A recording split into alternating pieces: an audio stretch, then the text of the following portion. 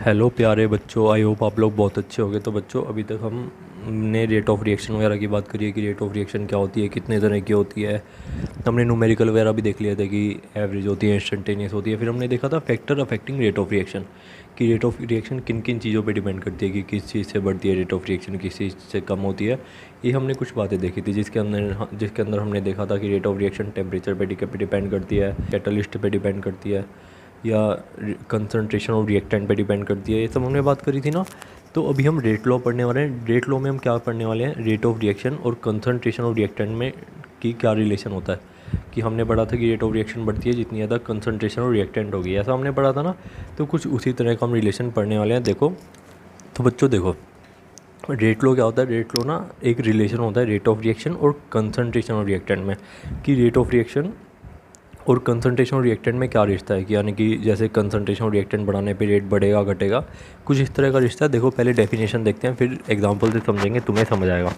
देखो rate law क्या है। Rate law is the expression, rate law एक इक्वेशन है which says that rate of reaction is directly proportional to molar concentration of reactant.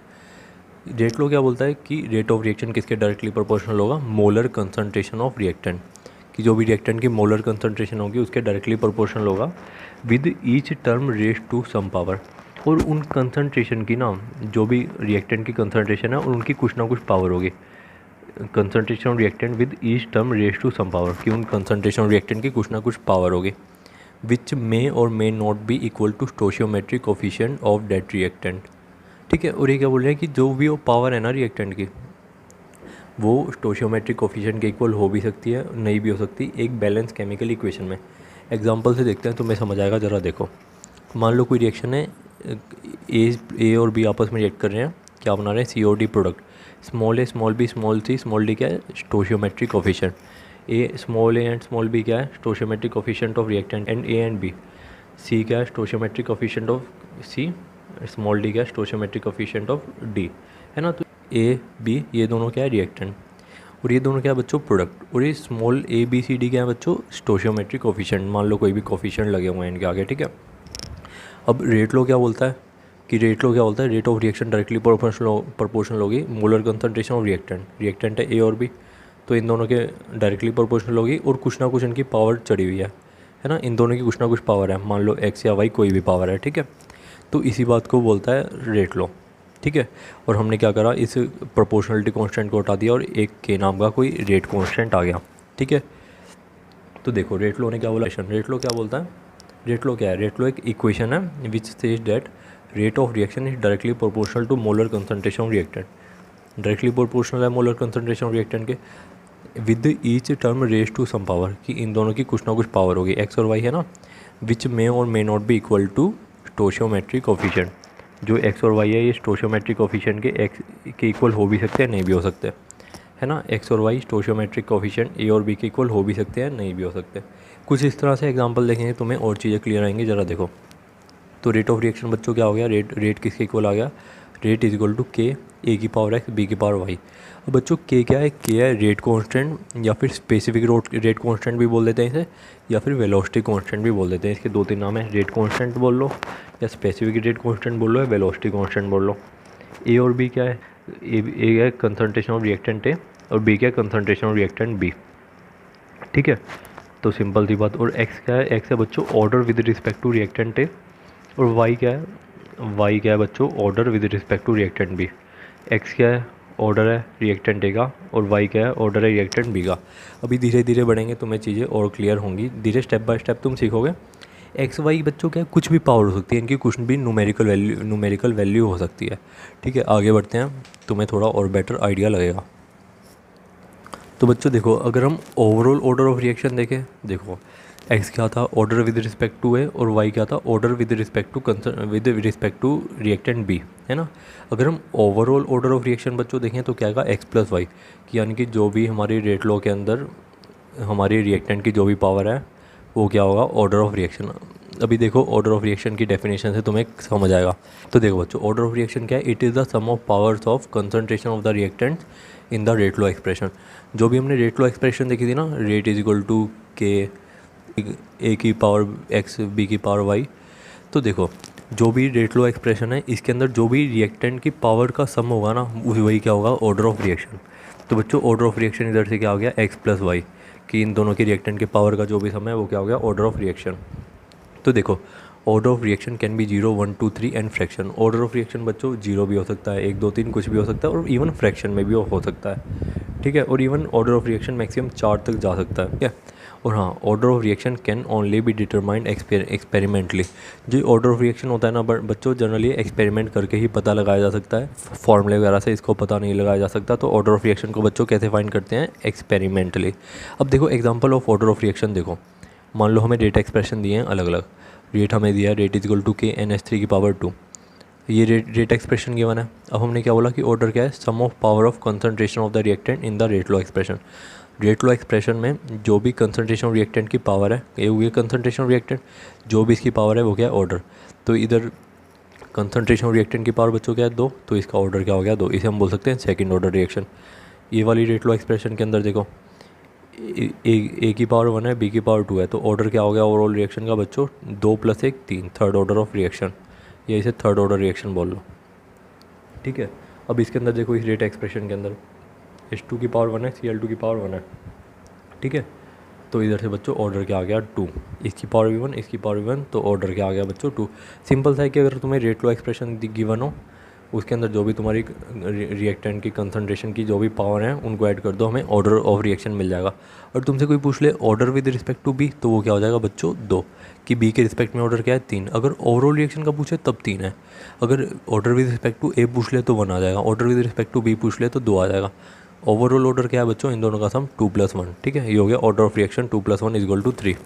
I hope तुम्हें समझ आ रहा होगा बच्चों। देखो अब देखते हैं थोड़ा सा रेट लो के एग्जांपल, कि रेट लो को जनरली हम कैसे लिखते हैं।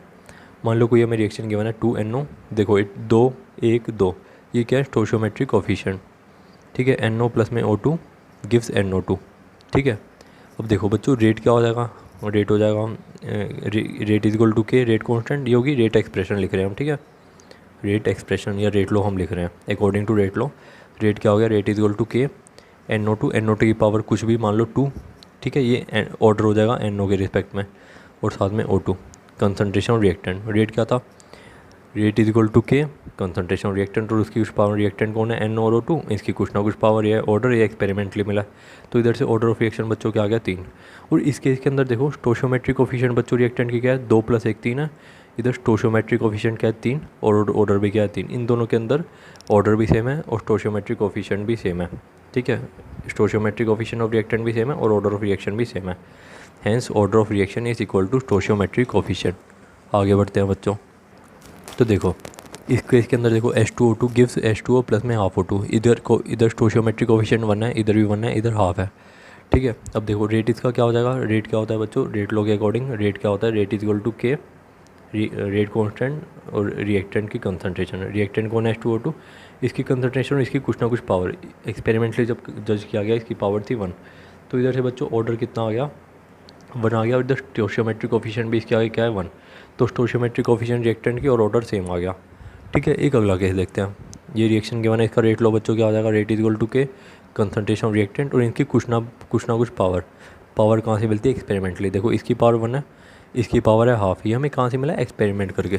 तो बच्चों इधर से ऑर्डर ऑफ रिएक्शन क्या आ जाएगा x + y, इधर x की वैल्यू है 1, मतलब जो इसकी पावर है 1 + हाफ कितना हो गया 3/2। तो ऑर्डर ऑफ रिएक्शन बच्चों इधर क्या आ गया 3/2, और इधर से स्टोशियोमेट्री ऑफ रिएक्शन क्या आ गया 1 + 1 2। इस केस के अंदर देख रहे हो ऑर्डर ऑफ रिएक्शन किसके इक्वल नहीं है बच्चों, स्टोशियोमेट्री कोफिशिएंट के इक्वल। तो बस यही तो मैं तुम्हें समझाने की कोशिश कर रहा था कि order of reaction stoichiometry coefficient के इक्वल हो भी सकता है, नहीं भी हो सकता। तो conclusion order of reaction may और may not be equal to stoichiometry coefficient of reactant लिख लो तो और बेटर रहेगा, ठीक है, कि उनके रिएक्टेंट के इक्वल स्टोशियोमेट्री कोफिशिएंट के इक्वल हो भी सकता है और नहीं भी हो सकता। अब कुछ NCERT के क्वेश्चन है, वो तुम देखो तुम्हें चीज़ें और क्लियर होंगी। देखो बच्चों इसके अंदर क्या बोल रहा है, कह रहा है ओवरऑल ऑर्डर ऑफ रिएक्शन निकालो, कि इनके अंदर ऑर्डर ऑफ रिएक्शन निकालो। रेट लो गिवन है, रेट लो गिवन है, कंसंट्रेशन रिएक्टेंट की जो भी पावर होगी वही होगी ऑर्डर ऑफ रिएक्शन। तो हमें देखो हमें रेट एक्सप्रेशन दी हुई है, रिएक्टेंट क्या हो जाएगा बच्चों N2O5, रिएक्टेंट की कंसंट्रेशन ही होती है ना रेट लो में, तो इसकी पावर कितनी है 1। तो इधर से हमारे पास ऑर्डर कितना आ गया, ऑर्डर ऑफ रिएक्शन क्या आ गया 1, तो हमने बोल दिया फर्स्ट ऑर्डर रिएक्शन है ये। अब इसके अंदर देखो कह रहा है ओवरऑल ऑर्डर ऑफ रिएक्शन बताओ। ऑर्डर क्या होता है बच्चों, रेट लॉ के अंदर जो भी कंसंट्रेशन की जो भी पावर होती है वही होती है ऑर्डर। तो देखो 1/2 प्लस में 3/2, इसके रिस्पेक्ट में ये ऑर्डर हो गया, इसके में ये ओवरऑल ऑर्डर क्या हो जाएगा, इन दोनों को ऐड कर दो 4/2 ऑर्डर आ गया 2। तो एक ऐसी रिएक्शन होगी सेकेंड ऑर्डर रिएक्शन। अब इसके अंदर देख लो, ठीक है, इसके अंदर देखो ऑर्डर, इसके अंदर क्या हो जाएगा, रेट एक्सप्रेशन गिवन है, बस इन दोनों की पावर को ऐड कर दो 3/2 प्लस माइनस माइनस हो जाएगा 3/2 - 1, ऑर्डर क्या आ गया, half order reaction. I hope तुम्हें चीज़ें थोड़ी थोड़ी क्लियर हो रही होंगी। ठीक है बच्चों, आगे बढ़ते हैं। तो इसके अंदर देखो एक अगला क्वेश्चन उठा लिया हमने, थर्ड क्वेश्चन, जो कि रेट लॉ हमें गिवन है, रेट इक्वल टू के NO2 की पावर माइनस NO2 माइनस की पावर है बच्चों, मतलब 1 है इधर, ठीक है, और इधर है I नेगेटिव और इधर है H प्लस का स्क्वायर। ये हमें रेट एक्सप्रेशन गिवन है। अब बोले how would the rate of reaction change, कह रहे हैं कि रेट ऑफ रिएक्शन पे क्या फ़र्क पड़ेगा जब कंसनट्रेशन ऑफ H प्लस की डबल कर दें, या फिर कंसनट्रेशन ऑफ I माइनस की हाफ कर दें, या कंसनट्रेशन ऑफ NO2 को और I नेगेटिव और H प्लस की ट्रिपल कर दें, तो रेट पे क्या असर आएगा, कि रेट बढ़ जाएगा घट जाएगा। तो उसी चीज़ को बच्चों देखते हैं। देखो इन क्वेश्चन को कैसे अप्रोच करना होता है बच्चों, पहले ना जो जो तुम्हें कंसनट्रेशन दी हुई है उन्हें ABC कर लो। Let concentration of NO2 negative, ठीक है, NO2 नेगेटिव इसको अंदर ले लो तो बेटर रहेगा, NO2 माइनस A, और कंसनट्रेशन I नेगेटिव B होगी, और कंसनट्रेशन H प्लस हमने C ले लिया, ऐसे हमने एज्यूम कर लिया। अब देखो तो रेट क्या आ गया बच्चों, KABC स्क्वायर, NO2 का जगह A, I नेगेटिव की जगह B और इसकी जगह C, तो रेट क्या आ गया ABC square, rate is equal to KABC square. Just इनको पुट करा। अब देखो अब क्या बोल रहे हैं, when concentration of H plus is double, H plus हमने क्या लिया C, तो इसने क्या बोला, जब H प्लस की कंसनट्रेशन डबल कर दी, मान लो पहले C थी, हमने उसको क्या कर दिया 2C, बस इधर पुट कर लो। न्यू रेट क्या हो जाएगा KABC, C की जगह हमने क्या कर दिया 2C स्क्वायर, बस इसको जब सॉल्व करा तो हमारे पास क्या आ गया 2 की पावर 2 4 KABC स्क्वायर आ गया। तो बच्चों देखो पहले रेट क्या था KABC स्क्वायर, इधर क्या हो गया रेट 4 KABC स्क्वायर, ठीक है। तो इधर रेट बच्चों कितना गुना बढ़ गया, 4 गुना। तो हमने इसको वही लिख दिया, rate of reaction will be increase by 4 times. Simple सी बात है। एक अगला क्वेश्चन देखते हैं। अब अगले पार्ट में क्या बोल रहा है कि concentration of I negative is halved. हमने I नेगेटिव कंसनट्रेशन को क्या लेके चले हैं B, तो B को क्या कर दिया हाफ, यानी कि B की जगह B/2 रख दिया। बस इस एक्सप्रेशन के अंदर क्या रखा, B की जगह B/2 रख दिया। तो रेट में बच्चों कितना चेंज आया, आधा। रेट देख लो, इधर KABC स्क्वायर बाई 2 था, इधर KABC स्क्वायर बाई 2 हो गया। तो बच्चों नए रेट में क्या फ़र्क आ गया कि रेट ऑफ रिएक्शन हाफ हो गया। अब ऐसे थर्ड पार्ट में क्या बोल रहा है कि तीनों की कंसनट्रेशन को ट्रिपल कर दिया, यानी कि A की जगह 3 है, B की जगह 3B और C की जगह 3C स्क्वायर। तो बस नए रेट के अंदर पुट करा, A की जगह 3 रख दिया, B की जगह 3B, C की जगह 3C। तो बस हमने इनको मल्टीप्लाई करा, 3 इंटू में 9, 9 इंटू में 9 8, 3 का स्क्वायर 9, इंटू में 3 इंटू में 3, तो ये क्या हो गया 81। तो बच्चों इधर से नया रेट कितना आ गया 81 KABC स्क्वायर। जब इससे कंपेयर करा तो हमें पता चला कि rate of reaction will be increase bye 81 times, कि रेट ऑफ रिएक्शन बच्चों कितना गुना बढ़ गया 81 टाइम। तो बच्चों तुम देख रहे हो क्या कि जब हमने कंसनट्रेशन ऑफ रिएक्टेंट को बढ़ाया तो रेट भी हर बार बढ़ा, हमने कंसनट्रेशन ऑफ रिएक्टेंट को घटाया तो रेट घटा, है ना। तो यही तो रेट लॉ बोलता है कि रेट लॉ क्या बोलता है, रेट ऑफ रिएक्शन किसके डायरेक्टली प्रोपोर्शनल होगा, कंसनट्रेशन ऑफ रिएक्टेंट, जिनकी कुछ ना कुछ पावर होगी, जिन्हें ऑर्डर बोल दिया। एक जल्दी से अगला क्वेश्चन देखते हैं। देखो बच्चों इस क्वेश्चन में, ये CBSE 2010 में आया था, एक बार इसको भी डिस्कस कर लेते हैं। A reaction is first order with respect to A and second order with respect to B। ये रिएक्शन हो रही है A plus B give C plus D। तो ठीक है, अकॉर्डिंग टू रेट लॉ हमने लिख दिया, और क्वेश्चन के अकॉर्डिंग रेट क्या आ गया बच्चों, के A का ऑर्डर क्या है बच्चों, रेट क्या होता है, रेट डायरेक्टली प्रोपोर्शनल होता है कंसनट्रेशन ऑफ रिएक्टेंट के। तो हमने A की रिएक्ट कंसनट्रेशन लिख दी, B की लिख दी, ये रिएक्टेंट है ना। और इन्होंने ऑर्डर गिवन है क्वेश्चन में कि ऑर्डर A के रिस्पेक्ट में कितना है 1, यानी कि A की पावर 1, और B के रिस्पेक्ट में कितना है second order with respect to B, यानी कि B की पावर 2। तो हमें एक्सप्रेशन मिल गई। अभी बस वो कंसनट्रेशन वाली बात कर रहा है कि जब हमने कंसनट्रेशन को इतना कर दिया, ऐसे कर दिया, तो सेम अप्रोच लगाते हैं। Let concentration of A is equal to A small a, concentration of B is equal to small b। तो रेट इधर से हमारे पास क्या आ गया, के A की जगह A आ गया स्मॉल a, इस कंसनट्रेशन B की जगह आ गया B। तो B रेट इधर से क्या आ गया KB स्क्वायर, बस हमने इधर B की जगह क्या रख दिया B। तो इधर से रेट कितना आ गया KB स्क्वायर, ठीक है। अब देखो, अब पहले पार्ट के अंदर क्या बोल रहा है, when concentration of B increase to 3 time. B की जगह जब कंसनट्रेशन B की कितनी गुना बढ़ा दी, 3 गुना, यानी कि B की जगह हमने क्या कर दिया 3B। इसके अंदर पुट करो तो KA B की जगह 3B रखा, तो हमारा रेट कितने टाइम बढ़ गया बच्चों 9 टाइम्स। इधर KB स्क्वायर था, इधर कितना आ गया 9 KB स्क्वायर, तो रेट कितना बढ़ गया 9 गुना।